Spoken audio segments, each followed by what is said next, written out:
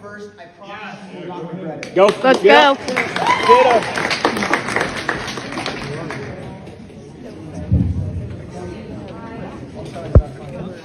My name is Rudy Guerrero.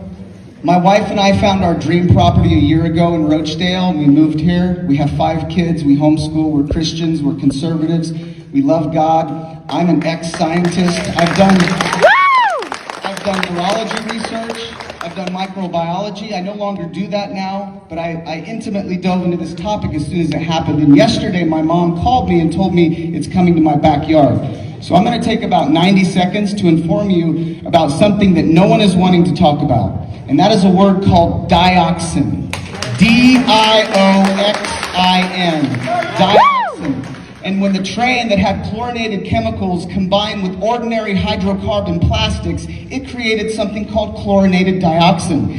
This just so happens to be the most toxic compound that man knows. It was accidentally discovered in 1949 when there was an explosion in the Monsanto facility in Virginia. And from then, they've been doing numerous studies, and they know that A, it is a multi-generational toxin that will impair the fertility of your children, that will cause cancers, that if your children do have babies, they will suffer miscarriages prior to having those babies, and it is a slow toxic death. Now, furthermore, dioxin was the pernicious compound in Agent Orange. We all know Agent Orange, all right? In Vietnam, that is why Agent Orange was so toxic, is because of dioxins. It is what is called a PBT, persistent, it doesn't go away, bioaccumulative, meaning it goes into the water, it goes into the grass, the cows eat it, we eat the steak, the dairy, the cheese, it comes to us. A nursing mother passes it along to her suckling child, okay? It doesn't go away. And it is toxic to degrees that are actually mind-boggling. Dr. Peter Montague, PhD, Environmental Research Foundation, gave this example. With 325 milligram aspirin, all right? If you divide that amongst 32 million adults, that is a lifetime toxic level, all right? If that's hard to wrap your head around, one tiny grain of salt divided amongst 9,000 adults is lifetime toxic, all right? So the EPA standard is that this is 1 million times more toxic than arsenic, and 100 truckloads of dioxin contaminated soil with about 2,000 tons is on our way, and it will be generational landslide. I'm almost done, halfway there. Learning from our examples of the past, there's a city called Times Beach, Missouri. Times Beach, Missouri. Try to go there now. It doesn't exist because of dioxin contamination, and the city literally had to be leveled and incinerated, all right? Research by Monsanto, Bayer, Dow, BASF has all shown since the 1950s that dioxin is a multi-generational cancer-producing fertility toxin, all right? Now, let's get to action. There have been companies, and our owners are in Chicago. I don't know how many of you live next door. I believe you do. Do you, sir?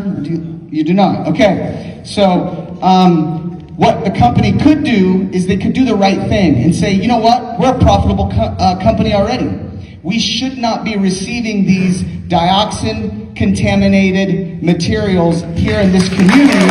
So we're going to do right. We're going to do right and risk the consequences and say, no, keep it there, deal with it there, because the city of East Palestine should be contaminated.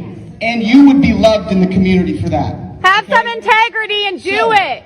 So, last few things.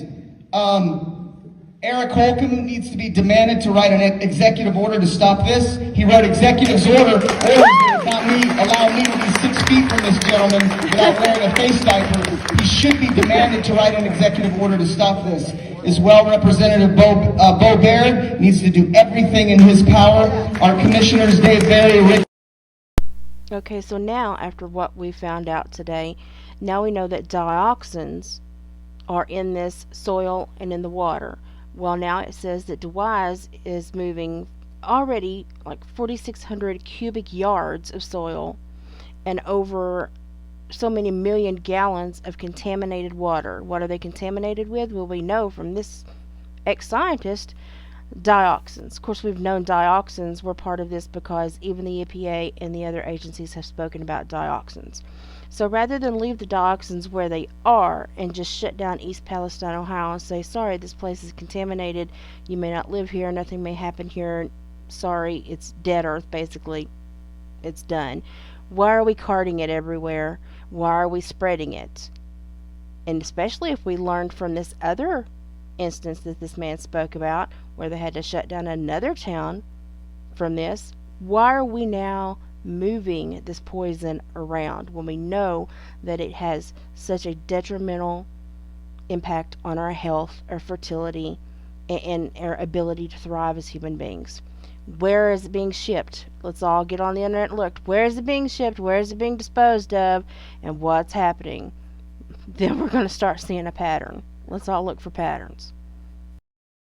So the first pattern was that most people were not being told where the disposal was taking place. But then we found out Texas and Michigan were prime areas. But Texas and Michigan, they said they didn't know that water was being shipped. And now they're saying they're trying to keep it all into Ohio and closer places like Vickery and stuff. But guess what? Everybody's upset because the place where it has been disposed of in Texas is called Deer Park, Texas, which is freaking everybody out because of Deer Park water. Well, where does Deer Park water actually come from? Well, if you look at the statement here, Deer Park water comes from primarily Pennsylvania and Maryland. How close is that to this? And if they're trying to put the contaminated water in Vickery and other places in Ohio, and y'all better be careful what bottled water y'all are drinking. I'm telling you, this is going to touch every human being in some way, shape, fashion, or form. And I believe it was created to do just that. It's my opinion, I'm allowed to have it.